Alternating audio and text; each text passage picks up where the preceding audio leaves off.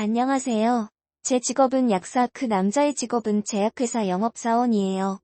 혼자서 작은 약국을 개업하고 이것저것 힘든 일이 많았는데 그때마다 제 손과 발이 되어주며 도와준 그 남자에게 어느 순간부터 마음이 가더라고요. 훤칠한 키에 희고 깨끗한 피부, 넓은 어깨에 훈훈한 얼굴까지 모든 게 제 이상형이었던 남자였죠.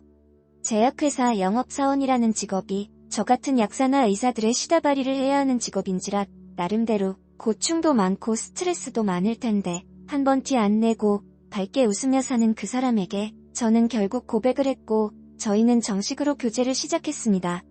교제를 시작한 지 얼마 안 돼 저는 이 남자에게 매일 같이 결혼을 하자고 졸랐어요. 제가 그때 진짜 콩깍지가 제대로 쓰였던 것 같아요. 만나기만 하면 결혼하자고 졸라대는 저에게 그 남자는 솔직히 할 말이 있다면서 술 한잔하자고 하더라고요. 그리고는 혼자서 소주 한 병을 병째로 마신 뒤 고백을 하더라고요. 사실 본인은 애 딸린 이혼남이라고 말이에요. 알고 보니 그 사람은 저와 정식으로 만나기 반년 전 이혼을 했었더라고요. 이혼한 전처와 아들이 한 명 있었고요. 듣기로는 아기가 돌도 안 됐을 때 전체가 바람이 나서 이혼했다고 했습니다. 워낙 항상 밝은 모습만 보였던 사람이기에 그런 상처가 있을 줄은 상상도 못했었거든요. 그 이야기를 듣고 저는 이상하게 더 이 사람과 결혼을 하고 싶었습니다. 이 상처를 보듬어줄 사람은 저뿐이란 생각이 들어서 말이죠. 저는 초혼이고 남편보다 6살이나 어렸던지라 저희 집에서 반대가 이만저만이 아니었어요. 어릴 적부터 단 한 번도 부모님 말씀 거역한 적 없이 순종적이었던 딸이 갑자기 애 딸린 이혼남과 결혼하겠다고 남자를 데려왔으니 부모님 충격이 컸을 법도 합니다. 또 부모님은 적어도 저와 같은 직업을 가진 남자와 제가 결혼하기를 은연중에 바라셨었는데 지방 전문대를 졸업한 영업사원을 신랑감이라고 데려오니 더 못마땅하다고 하시더라고요. 저희 남편은 저희 부모님 앞에서 무릎까지 끌어가며 저와의 결혼을 허락해주라고 빌었고 자식 이기는 부모 없다고 저희 부모님은 결국 저희 결혼을 허락해주셨습니다. 부모님의 우려와는 반대로 저희 부부는 3년째 알콩달콩 결혼 생활 중이었습니다. 서로 직장이 있어서 평일엔 같이 집안일하고 주말엔 카페에 가거나 쇼핑을 하거나 항상 붙어 지냈습니다. 남들이 보기에도 정말 사이좋은 부부였습니다. 전처와 남편 사이에서 태어난 아들은 시어머니께서 키우셨어요. 제가 이제 아이 아빠의 아내니까 아이 새엄마잖아요. 아이 저희가 데려가서 키울게요. 라고 말씀을 드려도 어머님은 네가 어떻게 얘 얼마야? 얘는 내 아이다. 내가 키워 라고 하셨습니다. 남편 또한 우리 준석이는 우리 엄마 아들이나 다름없어 나도 엄마도 그렇게 생각해. 그러니까 너는 신경 쓰지 마. 라고 했고요. 준석이는 전처와 남편 사이에서 태어난 아이의 이름입니다. 저는 그런 말들이 저를 배려하기 위해 하는 말이라 여겼고 그들의 배려에 감사했습니다. 저는 대신 자주 아이를 보러 결혼 전에도 결혼 후에도 어머님 집에 아이 먹을 것과 선물들을 가지고 갔었습니다. 시아버지와 어머님은 저희 남편이 이혼할 때 즈음 이혼했다고 하셨어요. 왜 이혼하게 됐냐고 조심스럽게 물은 적이 있었는데 남편도 어머님도 대답을 피하더라고요. 그래서 그 후론 알려고 하지 않았습니다. 뭔가 불편한 속사정이 있는 것 같아서 말이죠. 이혼한 후 홀로 손주를 키우셔서 그런지 시어머니라는 여자는 저희 신랑을 남편 대신으로 생각하고 집착하셨습니다. 본인 남편을 내가 뺏은 건가? 라는 생각이 들 정도로요. 또 남편과 전처 사이의 아들을 본인 아들이라고 정말 생각하고 계신 듯 했어요. 결혼한 지 3년이 갓 넘었을 때 저희는 기다리던 아이를 가질 수 있었습니다. 남편에게 임신 테스트 기기의 2주를 보여주면서 임신했다고 알리니 남편 표정이 묘하더라고요. 기쁜 것 같기도 하고 놀란 것 같기도 하고 저는 남편이 기쁘지만 당황스러워서 그런 줄 알고 당장 어머님께 알리자고 했습니다. 당시 어머님은 저희와 1시간 거리에 사셨는데 신혼 초부터 본인이 현재 기르는 손주처럼 예쁜 손주 하나 낳지 못한다고 구박 아닌 구박을 은연중에 하셨었거든요. 아시면 정말 기뻐할 거라 생각하고 기대하면서 어머님 집에 갔어요. 이 사실을 알고 시어머니가 기뻐할 줄 알았는데 어머님은 제 이야기를 듣고 표정이 어두워지시더니 너네 피임도 안 하는 거야? 라고 하시는 겁니다. 상상도 못한 어머님의 반응에 어머님, 손주 생겼는데 안 기쁘세요? 라고 하니 나는 우리 준석이 하나면 충분해. 우리 아들 너도 그렇다고 하지 않았어. 너 엄마한테 이제 준석이 말고 자식 가질 생각 없다고 했었잖아 라고 하시면서 남편을 바라보시더군요. 솔직히 저는 남편이 엄마 왜 그래? 그래도 축하해줘야지. 라면서 화를 낼 줄 알았어요. 그런데 어쩔 줄 몰라 하며 맞아 엄마, 나는 준석이 안 하면 충분해. 라고 하는 겁니다. 순간 화가 치솟아서 시어머니 앞이었지만 남편에게 큰 소리로 당신 어떻게 그렇게 말할 수가 있어? 지금 뱃속에서 우리 아이가 그 소리 듣고 얼마나 속상하겠어? 라고 소리 질렀어요. 그랬더니 남편이라는 놈, 얘가 어떻게 그런 소리를 들어? 우리 그냥 애 지울까? 라는 겁니다. 옆에서 시어머니라는 여자 또한 그래라. 우리 준석이 안 하면 우리 집대 충분히 이을 수 있어. 너네 애 없이도 지금껏 잘 살았는데 무슨 애를 낳겠다는 거야? 라면서 부추겼고요. 어머님이 저 볼 때마다 준석이처럼 예쁜 아들 하나 낳지 못한다면서 구박하셨잖아요. 그런데 왜 갑자기 그렇게 말씀하세요?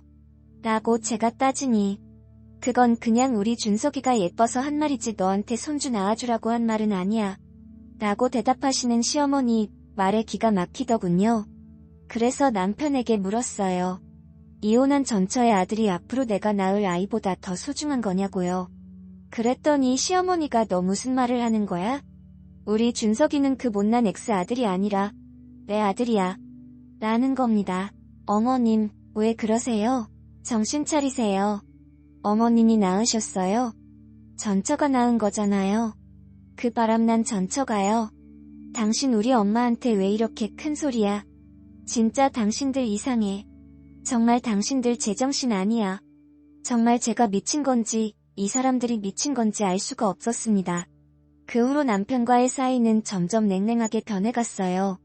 뱃속 아이는 점점 커갔지만 그만큼 남편과의 거리도 멀어졌습니다. 그런데 어느 날 산부인과에 갔더니 뱃속 아이가 지난번 초음파로 봤을 때보다 딱히 자란 것 같지도 않고 심장도 느리게 뛴다고 하더라고요. 너무 놀라 그 후로 약국도 사람을 써서 운영하고 걷는 것도 조심하고 내내 침대에 누워있으면서 조심했어요. 허나 결국 아이를 8개월 차에 하늘나라로 보내야만 했습니다. 청천벽력이었습니다. 죽고만 싶었습니다. 제 인생에서 그렇게 힘든 적은 없었던 것 같네요.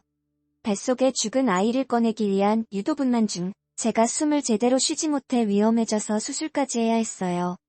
저희 엄마, 저 죽는다고 울고불고 난리가 났었는데 시어머니라는 여자가 겨우 정신을 차린 저에게 다가와서 한 말이 뭔 줄 아세요? 나 때는 무통주사도 없었어. 세상 좋아진 줄 알아. 였습니다. 비참했습니다.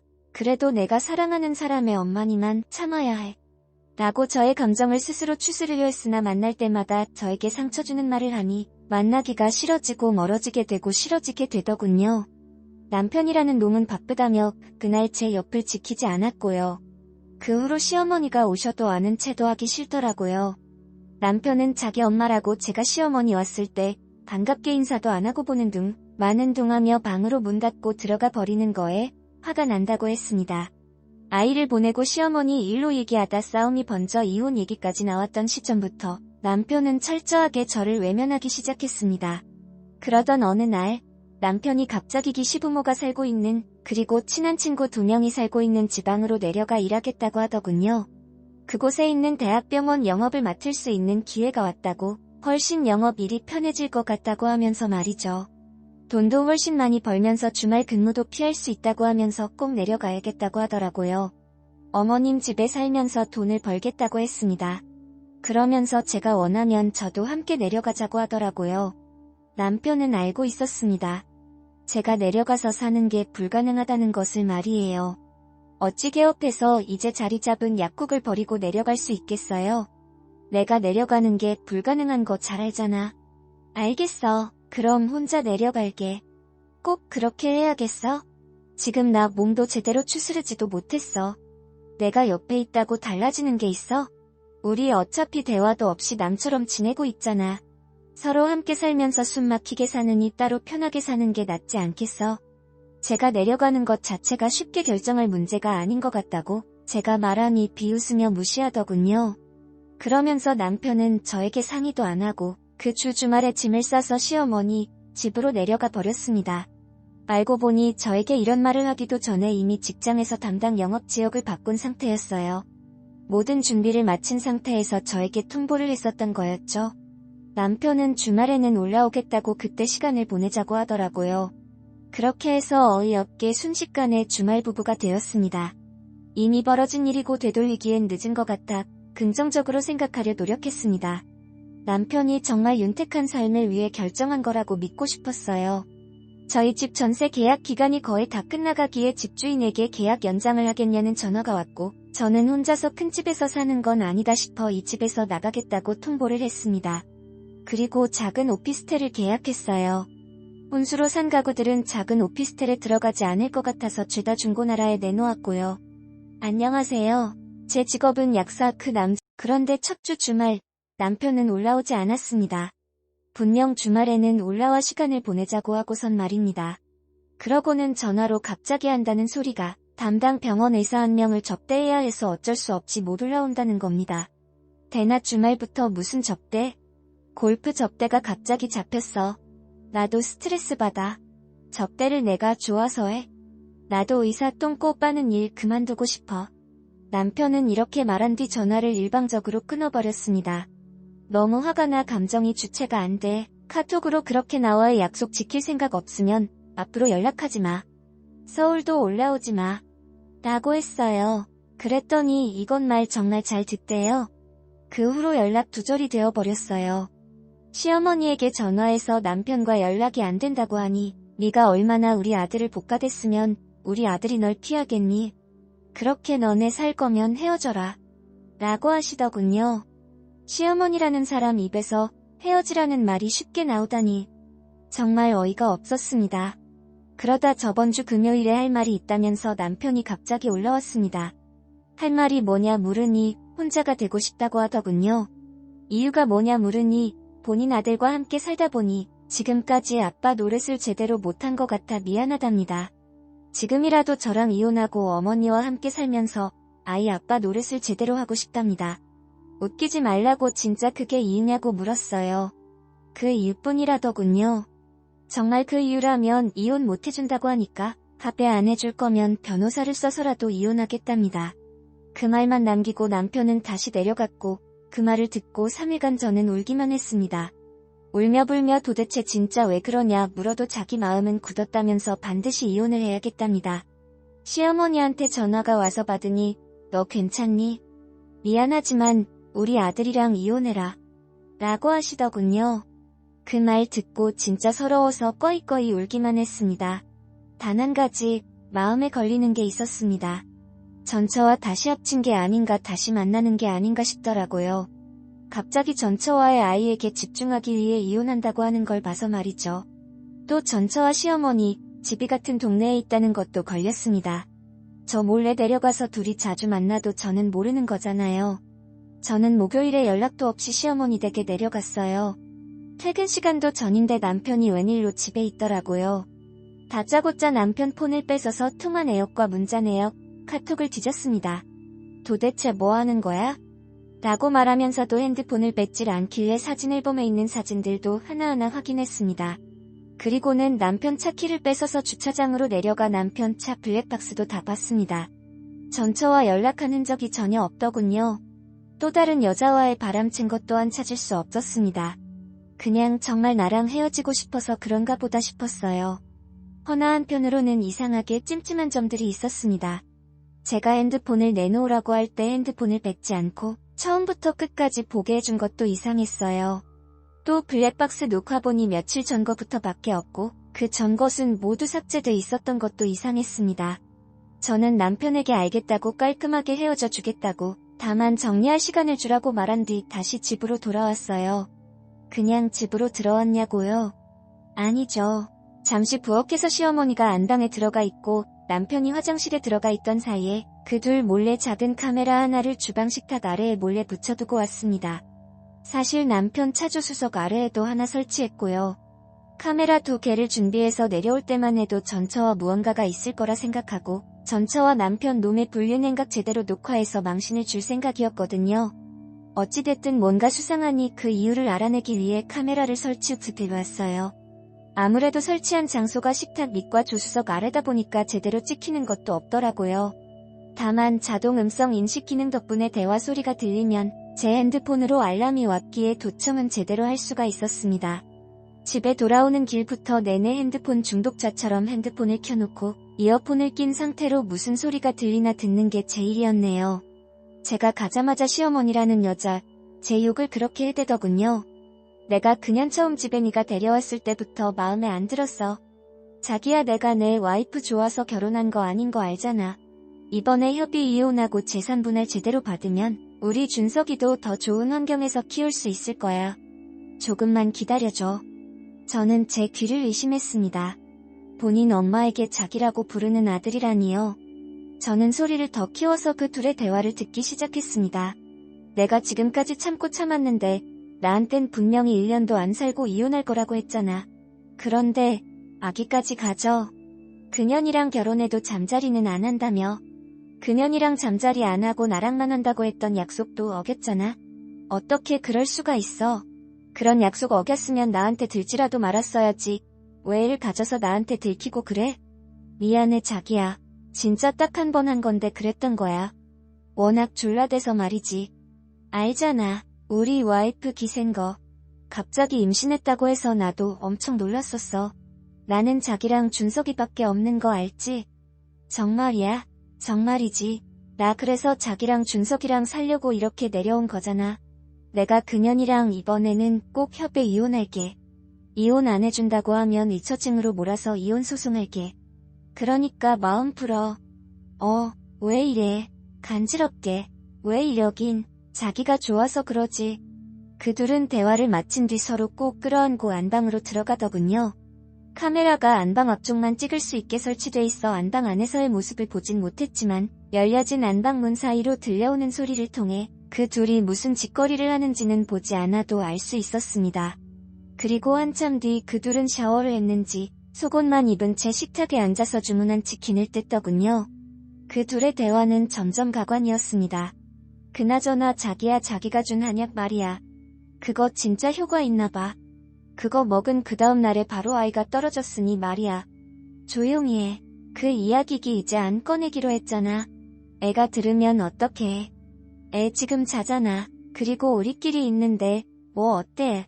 내가 어디 가서 그런 말 하겠어. 그랬습니다. 시어머니라는 여자가 제가 임신했다는 말을 듣고 나서 저희 집에 택배를 보냈었어요. 택배 상자를 열어보니 한약으로 보이는 약이더라고요. 아이를 잘 크게 해주는 보약이라고 하면서 꾸준히 챙겨 먹으라고 하기에 그 말만 믿고 열심히 챙겨 먹었었습니다. 생각해보니 그 약을 먹고 바로 그 다음 주에 아이가 하나도 크지 않고 심장 소리가 작다는 이야기를 들었었어요.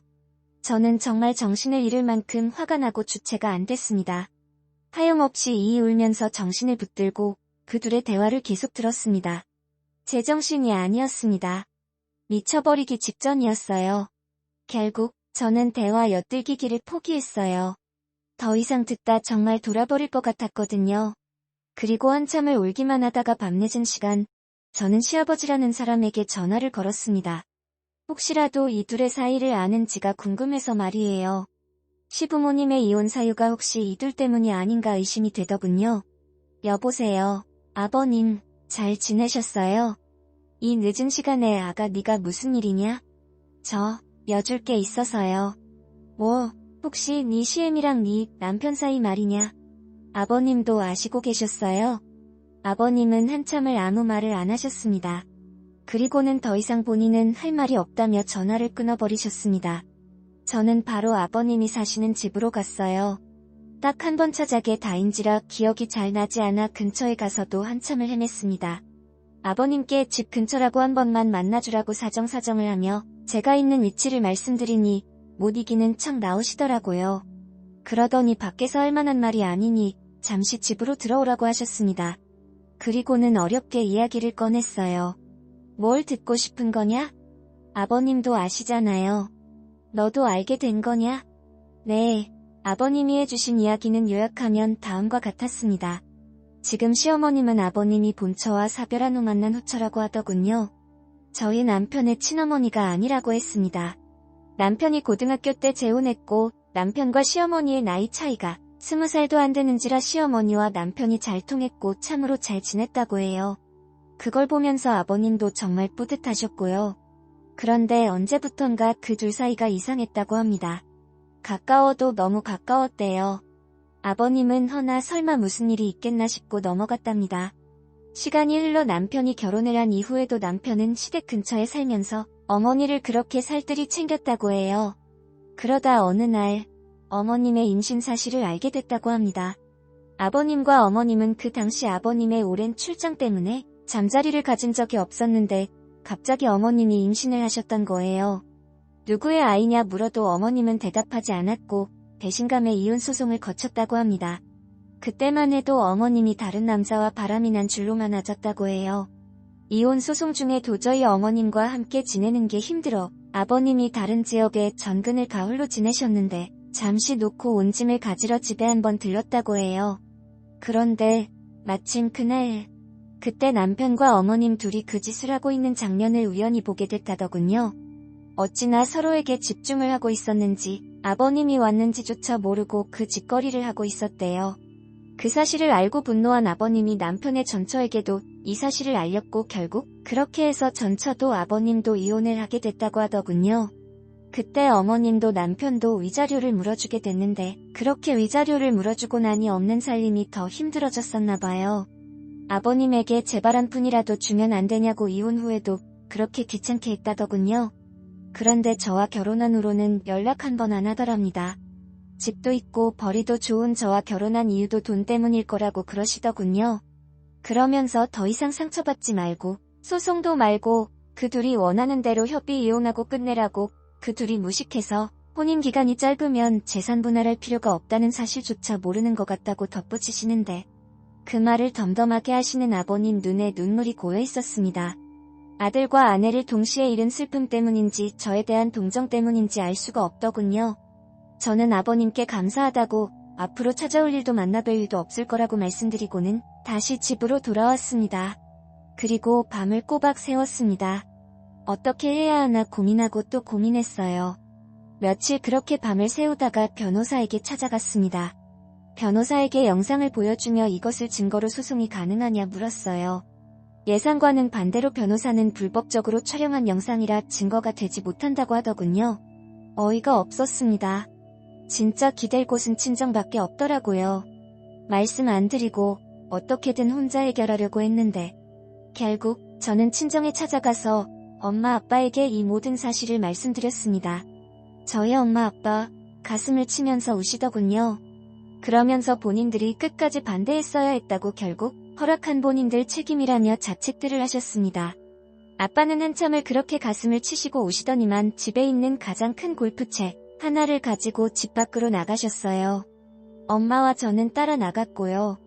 누구도 입 밖으로 꺼내지 않았지만 아빠가 어디로 갈지는 엄마도 저도 알고 있었습니다. 저희는 침묵 속에서 아빠 차를 타고 시어머니와 남편이 지내는 집으로 갔습니다. 집으로 가니 시어머니 미친년과 남편 놈 모두 깜짝 놀라서 아빠를 토끼 눈으로 쳐다보더라고요.